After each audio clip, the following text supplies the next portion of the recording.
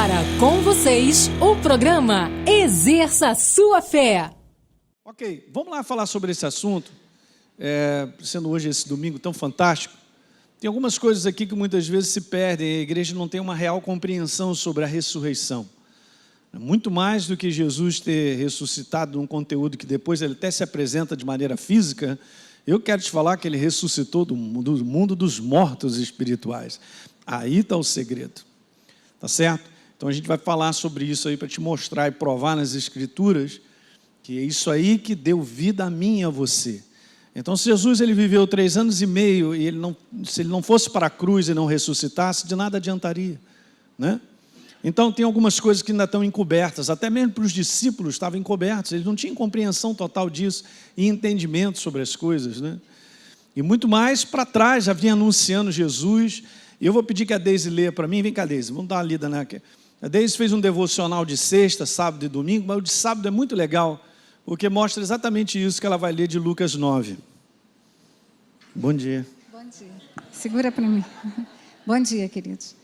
Então, diz assim, dizendo, a passagem, é necessário que o Filho do Homem sofra muitas coisas, seja rejeitado pelos anciãos, seja morto e no terceiro dia ressuscite. Isso está lá em Lucas 9, 22. Chegou o sábado, o segundo dia, dia da amnésia, dia da perplexidade. Parece que tudo chegou ao fim. Dia da desesperança, dia sem saída.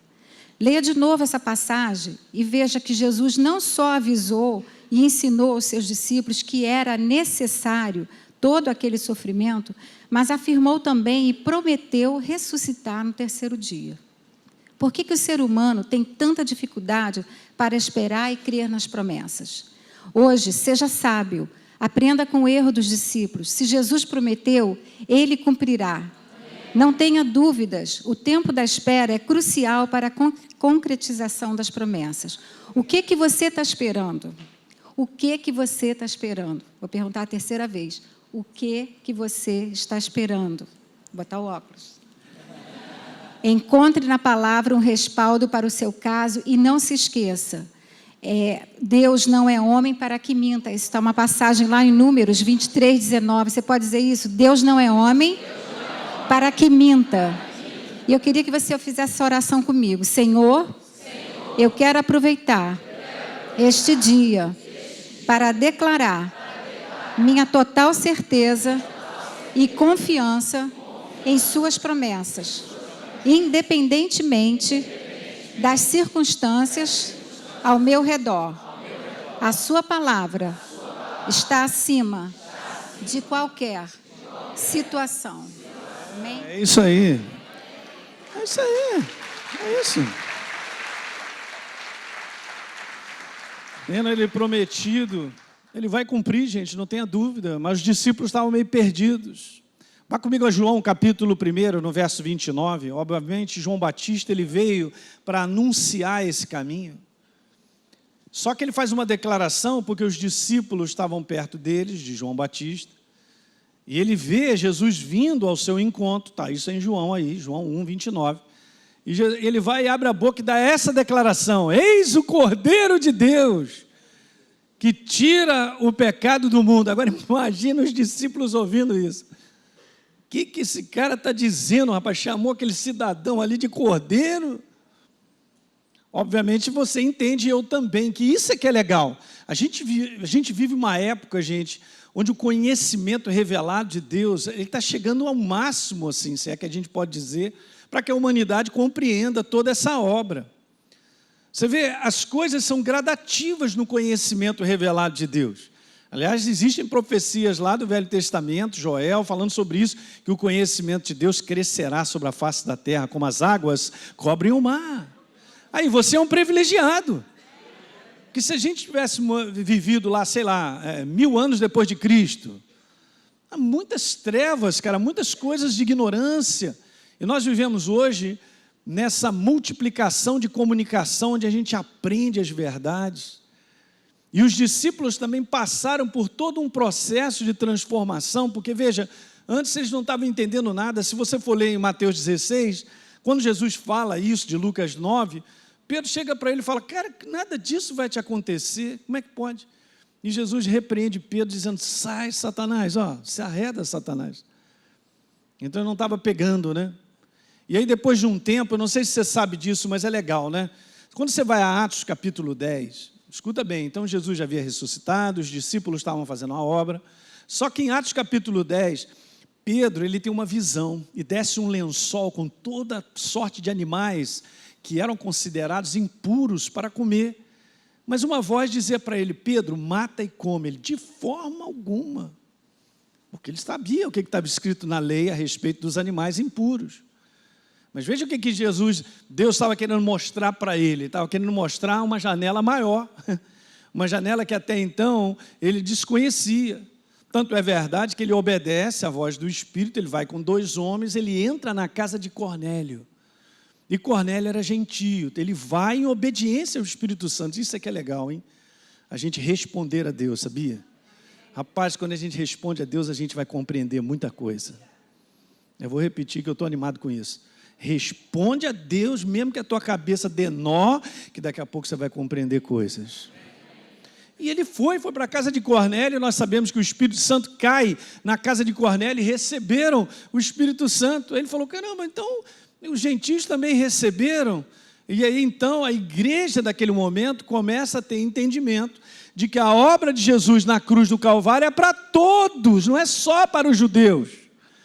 Agora, segundo os historiadores, Atos capítulo 10, gente, é justamente assim, Jesus havia ressuscitado, foi embora, os discípulos começaram a obra, 10 anos depois Pedro recebe essa revelação. Fala comigo, 10 anos. Então, para você ver como é que as coisas são gradativas, elas crescem, mas eu quero te falar que nós vivemos nessa época, onde então a palavra de Deus está completa. E vieram então homens e apóstolos para receber revelação a respeito da obra da cruz. E o apóstolo Paulo, ele recebeu a revelação, nós sabemos. Então eu quero ler para vocês aqui 5 ou 4 versos que são fantásticos. Meu coração, só de ler, fica extremamente animado. Veja aí, Efésios capítulo 2, verso 1. Está escrito lá, e ele vos deu vida. Falando da vida de Deus, na natureza de Deus, estando nós mortos nos nossos delitos e pecados. E aí ele continua no verso 4, mas Deus, sendo rico em misericórdia, veja, por causa do grande, diga grande, não é amor não, grande amor com que nos amou, ele repete de novo, e estando nós mortos nos nossos delitos, nos deu o quê? Vida. Agora olha o detalhe, juntamente com Cristo, pela graça sois, nós recebemos por fé, sabemos disso. Olha o próximo verso, olha que legal. Então, nós somos salvos, e juntamente com Ele, com Jesus, nos ressuscitou e nos fez assentar em lugares celestiais em Cristo Jesus. Meu Deus! Cara, que condição é essa de corpo dele? Assentado em lugares celestiais, em Efésios, no capítulo 1, fala lá que então Deus colocou todo o império das trevas debaixo dos nossos pés, que é a igreja. Que autoridade é essa que foi resgatada através da natureza, hein? Eu só quero te falar, isso aqui tem ramificações, na Escola Atos a gente ensina muita coisa, mas eu quero te dizer, a autoridade que você tem é por causa da tua natureza, não porque eu sinto que eu tenho. Era bom escrever isso e meditar. E muitas vezes a gente sente de tudo, angustiado, situações acontecem e tal, e isso tende a tirar de nós a consciência a respeito de quem nós somos e da autoridade.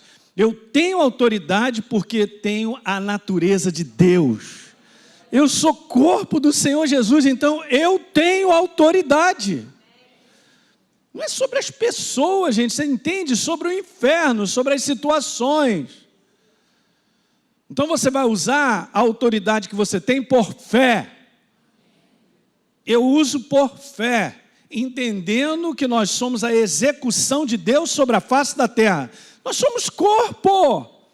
O corpo executa o que a cabeça manda. Uhul! Quem está dormindo, diga aleluia. Pastor, estou entendendo esse negócio aí. Aí você vê, gente, é tudo crença, cara. Você não sente a nova criatura, você é. Diga, eu sou. Eu não sinto que sou nova criatura. Então você tem autoridade sobre as situações que a gente enfrenta. Tremendo, né? Então, da mesma forma que os discípulos eram ignorantes a respeito de coisas, há muitas coisas que a igreja não entende sobre a ressurreição. Então vamos ver esse real significado aí. É muito importante a gente compreender, gente, que o propósito da cruz, esse é o primeiro, você não pode esquecer isso. É o seguinte, Deus é apaixonado por você, Ele foi resolver a tua situação. Se eu não coloco isso em primeiro lugar, já não vai funcionar, porque essa é a base. A base do nosso relacionamento com Deus é a paixão que Ele tem por mim e por você. E aí, até o final, hein? Guarda isso. O grande amor, o apóstolo Paulo falou. O grande amor. Então essa aí é a primeira. O grande plano do amor de Deus para resgatar o homem. Não tem jeito, nós sabemos. Em Gênesis o homem pisou na bola. Perdeu a natureza. Mas já estava no coração dele. A gente lê em Apocalipse, em outros livros estão falando a respeito disso. Antes da fundação do mundo, Jesus já tinha sido imolado na cruz do Calvário. Porque isso aí prova o amor dele. Eu estava conversando com o pessoal aqui no outro encontro, você tem que entender isso, gente. Vamos lá, pega comigo, não procure sentir o amor de Deus. Vamos para o outro lado. Creia no amor de Deus. Creia. Eu creio independente do que eu sinto. Cara, quando você começar a andar dessa maneira, você vai avançar. Nós vamos vencer muitas coisas. O que atrasa a nossa vida e faz com que muitas vezes dúvidas e confusão venham na nossa mente, porque a gente está tentando entender com a mente, num raciocínio ou numa conclusão, com base naquilo que eu estou sentindo. Pastor, Deus me abandonou. Como é que pode, cara? Você pode passar o que for, Deus jamais te abandonará. Porque está escrito que Ele está comigo até o final. Está escrito. Aí, o Espírito Santo está dentro de mim, Ele não me abandona. No dia mal, quantos creem que a gente passa o dia mal? Não, pode levantar a mão, meu irmão, porque se você não está crendo, você está liquidado mesmo. Mas está lá escrito. Efésios diz lá, o dia mal chega. Mas no dia mal, Jesus está contigo. Eu não estou abandonado, eu não estou largado. Você é a prova. Então é o seguinte, não caia nessa cilada de agarrar, tentando sentir o amor de Deus. Não caia para esse lado natural. Esse é o lado natural do homem. Fique nesse lado, o lado de acreditar, Ele me ama. Então é só você lembrar, vai para frente do espelho, eu sou nova criatura, a prova do amor de Deus. A nova criatura que você é e eu também nessa manhã prova exatamente o grande amor de Deus por nós. Conhecemos passagens, obviamente, como João 3,16. Porque Deus amou o mundo de tal maneira que deu seu Filho unigênito para que todo que nele crê não pereça, mas tenha vida eterna. Romanos capítulo 5, verso 8, mas Deus prova, não porque a gente sente, Deus prova o seu próprio amor para conosco pelo fato de Cristo ter morrido por nós, sendo nós ainda pecadores. Essa é a base mais concreta para nós caminharmos, gente. Em tudo que nós vamos falar aqui tem que ter crença.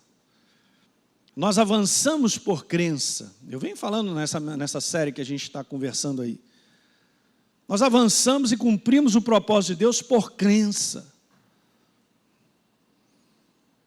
Veja que legal, 1 João capítulo 4, no verso 8. Nisto se manifestou o amor de Deus em nós, em haver Deus enviado o seu Filho unigênito ao mundo para vivermos por meio dele. Verso 9. Nisto consiste o amor, não em que nós tenhamos amado a Deus, mas em que Ele nos amou e enviou o seu Filho como propiciação pelos nossos pecados. Diga aleluia. 1 João, então, 3,16, a primeira parte.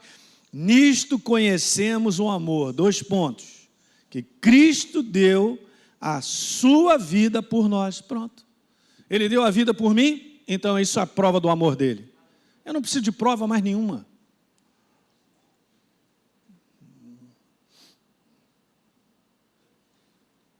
Vamos ver um segundo propósito dessa obra aí, do poder da ressurreição. A obra de Jesus na cruz. Não, mas antes, anote essa frase aí. Ela é importante. Eu estava pensando sobre essas coisas, depois eu acrescentei isso aí. É brincadeira Deus te criar com o propósito de te amar? Pastor, ninguém me ama. Cara, não fica com essa música na sua cabeça, cara. Ninguém me chama de meu amor e tal. Isso é tudo do inferno, cara. É justamente o oposto. O que o inferno vai me convencer, Alinho? Deus te abandonou, Ele não te ama, tu está largado, tu está aí, tu está na lama, já virou até jacaré, olha aí. Não, Ele me criou com o propósito de amar. Por que motivo Ele me criou? Você não podia ter nem consciência de existência, nem eu, nem você.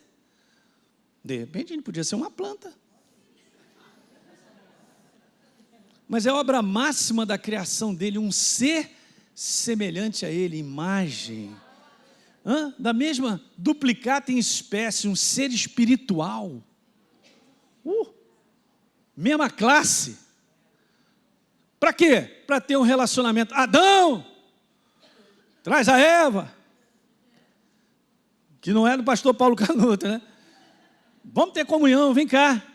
Brincadeira, rapaz. Para meditar nisso aí.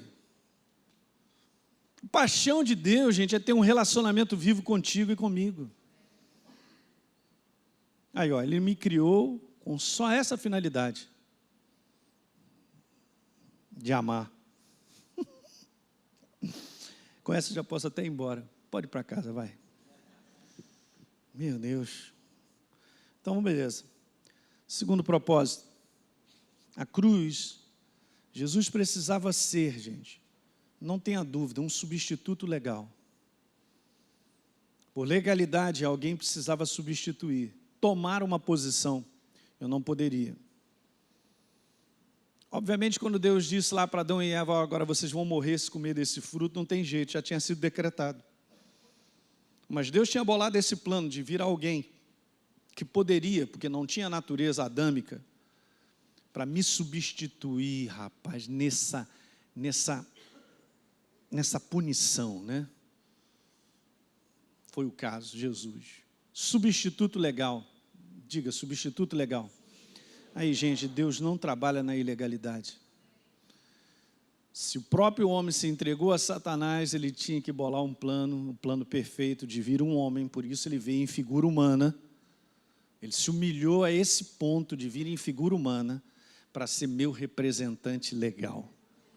Por isso, gente, quando a gente olha para a cruz e para Jesus, ele é a representação legal. Satanás não pode falar nada, dizer nada para mim. Quando a gente fala sobre essa questão de enfermidade, cara, só para você entender que ele também levou sobre si as nossas enfermidades. Então, Satanás não pode jogar sobre o meu corpo aquilo que Jesus na cruz do Calvário levou. Quem está acordado, diga aleluia. Mas a gente tem que pensar com a palavra, para meter na cabeça do inferno isso. E que esse negócio é esse de eu carregar algo, se ele carregou no meu lugar, ele me substituiu. Ora, se eu sou nova criatura, o inferno não vai me convencer que eu sou velha, que eu tenho a natureza das trevas. Não, isso não me convence, porque eu sei que eu sou nova criatura, mas eu também tenho que saber no meu espírito que ele levou sobre si as minhas enfermidades. E as minhas dores levou sobre si. Então o meu corpo não é lixo das trevas. Substituição legal, ele levou.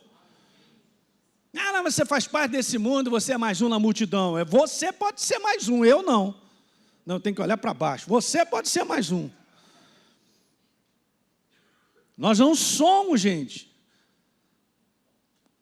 Eu li aqui uma passagem, nem sei, porque eu já fiz 3 reuniões, mas é o seguinte, nós não somos desse mundo. Diga, eu não sou desse mundo. Você não é de Marte, desses planetas aí não, meu irmão, você é do reino de Deus. É o que manda, está sentado no trono e reina para a eternidade. Eternidade é eternidade. Nós estamos lá. É lá que nós estamos. Então nós somos representantes de Deus sobre a face da terra, para que a gente carregue aquilo que Jesus já levou sobre ele. Não faz sentido. Obviamente isso é legal, está escrito na palavra. Você não recebe isso porque você sente isso. Você recebe, assim, você recebe porque você crê. E a gente tem que ficar irado com as trevas, cara. Eu vou mandar uma para você agora. Preste bem atenção. A prova de você ter saúde é não ter doença e nem sentir dor?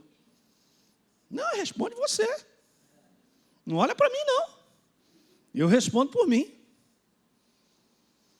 A prova que eu tenho saúde está escrita aqui. Ele levou sobre si as minhas enfermidades. Não estou dizendo, não vá para outra vala, que você não cuide do seu corpo. Mas ele vem me convencer que eu estou doente? Endereço errado. Não me olha assim, não. Está na palavra. Nós temos que agredir ele, pegar o pescoço dele.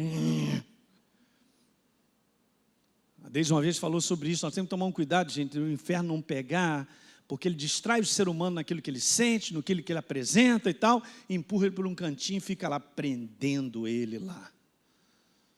Você não vale nada, você é isso, você é aquilo outro, você não sente que você não vale nada? Não sinto, não vale nada mesmo. Você não é isso, um pobre pecador, safado, desesperado? É verdade, é isso mesmo que eu vou sentindo tudo isso. Está tudo errado, não está escrito isso. Aí, gente, para pensar, alguém chamado Deus morre no meu lugar para me valorizar e trazer uma dignidade? E eu não vou receber isso? Não, estou perguntando para você nessa manhã, e aquele que nos assistem. Não vou tomar posse de uma valorização tamanha que ele foi para a cruz no meu lugar? Quer dizer que então não vou tomar posse de quem eu sou, um verdadeiro filho de Deus, uma nova criatura em Cristo Jesus, corpo dele? Mas ele vai convencer eu e você completamente do oposto, que a gente não vale nada, a desvalorização em todas as áreas. E o meu Senhor foi na cruz do Calvário para o meu lugar. Caramba, gente, isso é que se chama valorizar alguém. Alguém morrer por você, porque você tem valor. Fala para o teu irmão, você tem muito valor. Essa é a paixão de Deus. Rapaz, você tem que sair daqui hoje na certeza, não é sentindo não, na certeza do coração que Deus é apaixonado por você. Por isso ele morreu no seu lugar. É isso, a gente dá um tapa na cara do inferno. É tudo crença. Então eu vou assumir a verdade, está aqui, está escrito, então é meu. É assim que funciona. Então Isaías capítulo 53, gente, fala de alguém substituindo, são 12 versos, 11 vezes o caráter de substituição, é incrível.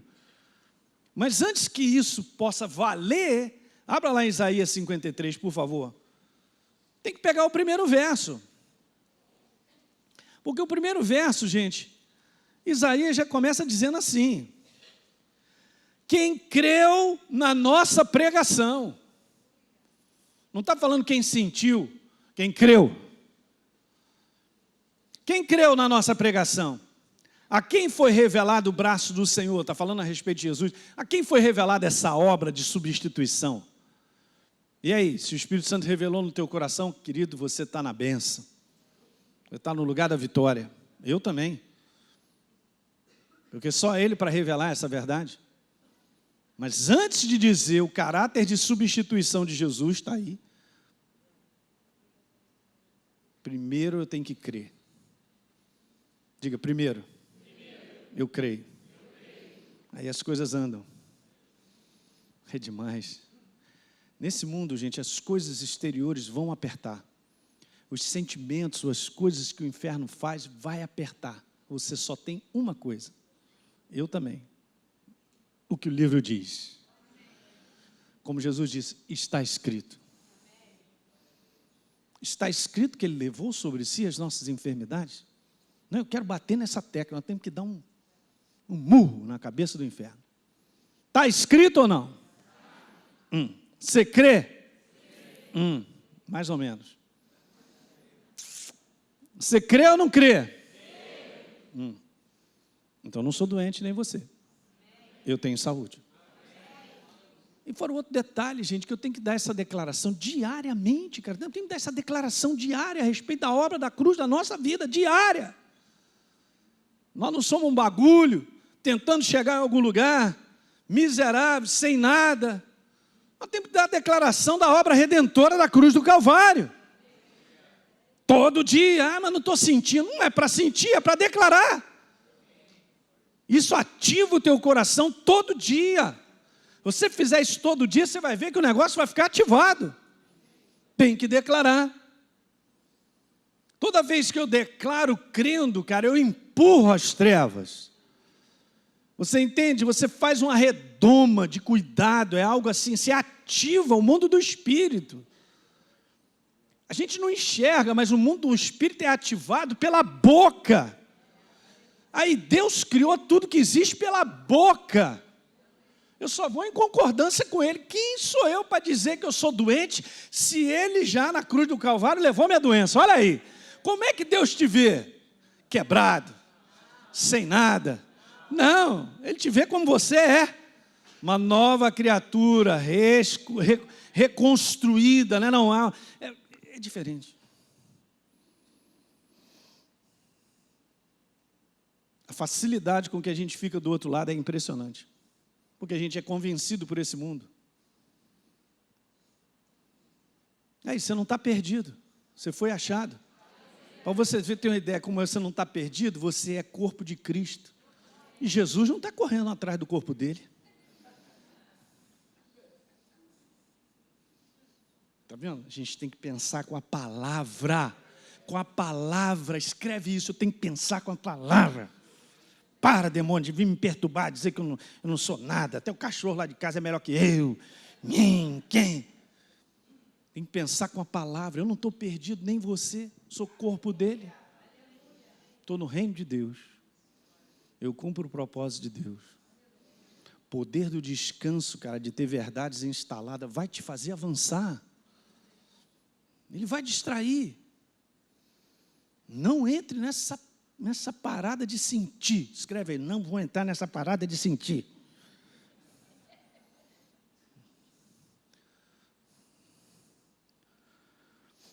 Veja, era preciso tomar o lugar do homem na condição de homem. Ele sabia disso. Beleza, um homem perdeu, então agora vem um outro homem para ganhar. Trazer de volta. Esse é o plano perfeito dele. E, gente, a gente vê escrito aqui, dizendo que ele se humilhou. Veja aqui, vai lá para mim, Filipenses 2, você tem que ver isso comigo. Rapaz, é demais. Isso aqui são as coisas mais básicas. Filipenses, capítulo 2. Veja só, está escrito assim, antes, verso 7, a si mesmo se esvaziou. O que mais? Assumindo a forma de servo, tornando-se em semelhança de homens, reconhecido em figura humana. Ele só foi descendo degrau, ó. A si mesmo se humilhou, verso 8, né? Tornando-se obediente até a morte de cruz. Desceu, 7 degraus, para subir mais 7, aleluia. Aí, ó. Aí vai dizer para mim que isso aqui não prova o amor de Deus. É claro que prova. O ser nova criatura e você sair daqui nessa manhã e essa semana, você poder viver como nova criatura, é a prova que Deus nos ama. E nos valorizou. Elinho, você não é um troço, você é uma pessoa, tem um nome e eu te amo. Diz assim mesmo, pode abrir, olha, Deus me ama, gente, Deus me ama. Tem problema se o pessoal vai achar você doido, não. Já aproveita e diz, ele também te ama, hein? Porque as pessoas têm de noção a respeito da sua vida, ou de conclusões, é aquilo que o mundo proporciona. Não tem exemplos de amor, não tem exemplos de cuidado. Então como é que eles vão acreditar em tudo isso? Deus me ama. Aí vem aquelas velhas frases, porque se Deus ama a mim e a você, por que tantas criancinhas passando fome? As frases, tudo armadinha do inferno. Deus não tem nada a ver com essa parada. O ser humano esqueceu dele, está sem aliança. Mas se não passar pela porta de Jesus, o Rei da Glória, não tem jeito, gente. Não tem jeito. Está pegando? Então, beleza. Vamos ver a terceira coisa rapidinha. O propósito da cruz era que Jesus, ele estava para ser feito exatamente isso, pecado, natureza pela humanidade. Não é uma questão assim, ali eu vou no teu lugar. Porque não é uma questão de morte física. É uma questão de levar uma natureza, a natureza pecadora que dava condição de agora morrer fisicamente e ressuscitar dentre os mortos espirituais, é o quarto que a gente vai falar. Então é isso aí. Ele levou a minha natureza, a natureza pecadora. Veja que coisa interessante, 2 Coríntios, pode abrir lá, capítulo 5, verso 21, falando a respeito de Jesus, 2 Coríntios 5, 21, aquele que não conheceu o pecado, está falando de Jesus, natureza. Aí, gente, ele veio do céu, ele não fez escala na terra. Direto. Ele não nasceu da natureza adâmica, pecadora. A natureza atrelada às trevas. Aquele que não conheceu o pecado, natureza, ele, Deus, fez Jesus o quê? Natureza pecadora por nós, para que nele, então, fôssemos feitos a justiça. Uhul! Aleluia! Eu não posso fazer isso, nem você. Mas ele fez por amor a mim e a você. Então Jesus, ele precisou assumir como homem a natureza do pecado na cruz. Tanto é, gente, que esse é o detalhe que ele disse, ele estava no momento da cruz que ele diz assim, Pai, por que você me abandonou? Interessante, até parece que Deus abandona. Mas no caso dele, ele estava levando a minha natureza que me afastava de Deus. Porque a morte espiritual, gente, nada mais é do que o afastamento da natureza de Deus. Aí agora faz sentido, ele tinha que se substituir, ele estava levando. Naquele momento, essa era a agonia. Cadê Deus? Não tem.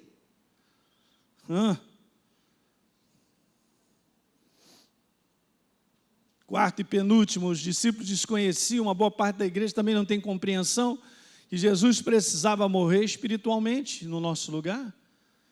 O que me atrelava às trevas era a minha morte espiritual, a minha natureza atrelada. É essa que Jesus levou.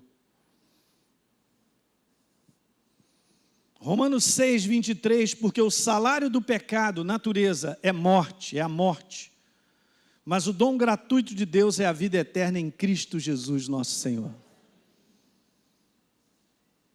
O problema do ser humano era a sua natureza. É por isso que se eu sou uma nova criatura, ele fez novo, como está escrito, estão em Cristo Jesus, nova criação é um outro ser completamente diferente. Então a consequência do pecado, obviamente, natureza, é a morte.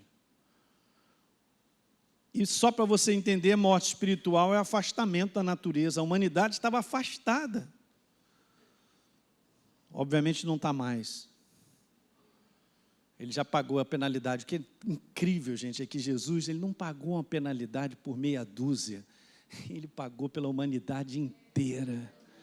Aí, do ponto de vista do céu, vamos olhar assim. Do ponto de vista do céu, toda a humanidade já está salva. Mas só que não funciona. Não é só uma questão de Deus fazer uma obra, o homem tem a sua parte. Eu venho ensinando isso para vocês. Você vê, Deus criou o homem, bota numa condição maravilhosa e só diz para ele, cara, aquele fruto daquela árvore ali você não come. Não foi lá que ele foi comer o negócio? É porque ele já disse, ó, você vai comer, você vai morrer. É a mesma coisa. Jesus já pagou o preço. Mas cabe a mim e a você recebê-lo como Senhor e Salvador. Cara, o que é demais é o seguinte, que isso aí foi anunciado para você e para mim e você recebeu. Porque muitos não estão escolhendo isso. Então todos serão salvos? Não. Porque não é uma questão do ponto de vista do céu, porque Jesus já pagou por toda a humanidade, é uma questão da escolha do homem. Por isso que a missão da igreja é essa, cara, anunciar mesmo, Jesus, o Rei da Glória, cara. Agora o coração semeou a palavra, é ele que vai decidir. Muitos vão rejeitar, outros vão receber, e é assim mesmo. Fizeram a mesma coisa com Jesus. Então veja, a ressurreição que trouxe a vitória sobre a morte foi a ressurreição do mundo do morto espiritual. Veja, antes de Jesus ressuscitar, não foi uma questão física, porque outras pessoas já haviam ressuscitado. Tem vários exemplos no Velho Testamento. Então não é uma questão de morte física e Jesus ressuscitou. Quando você pensar em ressurreição, você tem que entender que ele ressuscitou do mundo dos mortos espirituais. É por isso que está sendo colocado exatamente isso que a gente vai ler como quinto aqui, que Jesus, ele ressuscitou da morte espiritual, trazendo de volta a natureza. Vá comigo a Colossenses 1,18. Colossenses 1,18. Ele é a cabeça do corpo, olha aí, da igreja, hein? Colossenses 1,18. Ele é o princípio, agora olha só que legal, o primogênito. Quem aqui na sua casa é primogênito aí? Levanta a mão. Nossa, legal. Quem é caçula aí?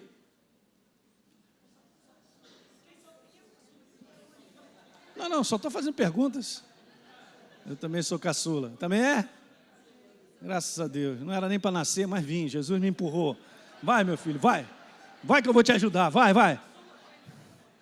Beleza. Primogênito. Primeiro a nascer. Lê. Primogênito. Ele é o primogênito entre os mortos. O primeiro a nascer. Não é do morto físico. Que alguém diga aleluia, você não ficou animado, não? É o primeiro a nascer dos mortos espirituais, cara. Então, quando ele ressuscita, e agora cada um de nós cremos nessa obra, a gente ressuscita com ele, aleluia. Olha um bocado de irmão que Jesus tem. Pra você ter ver um negócio, é tão bacana. Vá comigo agora, João, rápido, estou terminando, hein? João 20:17. Jesus já havia ressuscitado. Só que ele não tinha subido ainda para entregar, né, esse sangue, esse sacrifício. Vamos dizer assim, fazer essa obra completa, ele precisava chegar no céu. Natan, pega um teclado, meu filho. João 20:17. Presta bem atenção no que está aí, hein, gente. Isso aqui, gente, não é uma questão assim de João, ele escolheu umas palavras bonitinhas. Não tem nada de bonitinho nisso aqui. Isso aqui é exatamente, literalmente o que Jesus está dizendo. Então vamos ler. Então ele chega e recomenda para Maria: não me detenhas, Maria, porque ainda não subi para meu Pai, mas vai ter com os meus irmãos. Cara, é a primeira vez que Jesus chama os discípulos de irmãos. Agora eu pergunto, nobres acadêmicos, poderia agora chamar eles de irmão? Claro, porque ele ressuscitou. Ele está falando dos discípulos que creram nele. Pedro diz assim: tu tens as palavras de vida eterna, para quem eu vou? Nós temos crido e conhecido que tu és o Filho de Deus. Então agora que Jesus ressuscita, faz essa obra, leva a natureza pecadora, ele pode dizer para aqueles que creem: meu irmão, vai ter com os meus irmãos. O detalhe depois é legal também, porque está escrito lá assim, e diz para eles: eu subo para meu Pai, que é o quê?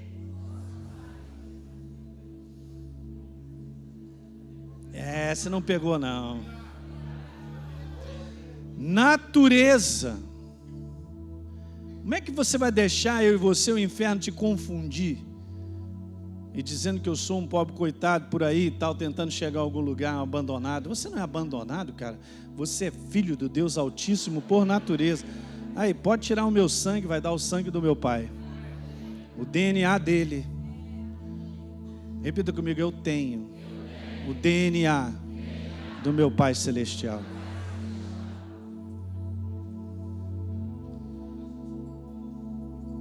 Aí você vai e medita tudo isso. E o inferno assim: vamos passar do outro lado da rua, que ele está meditando na verdade. Vamos ficar de pé, aleluia.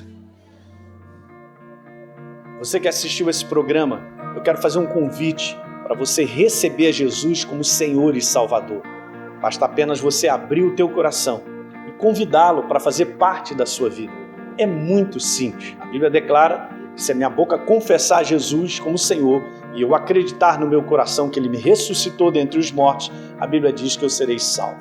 Portanto, está aí esse convite feito para você se tornar, nesse dia, uma nova criatura. Eu quero fazer um convite para você, um convite especial, para você participar da parceria com o Exerça Sua Fé. Essa parceria voluntária, é importante você entender isso. É uma parceria voluntária, justamente porque essa palavra que você tem ouvido tem transformado a sua vida. É uma oportunidade de nós darmos continuidade a tudo que Deus tem colocado no nosso coração para que a gente faça.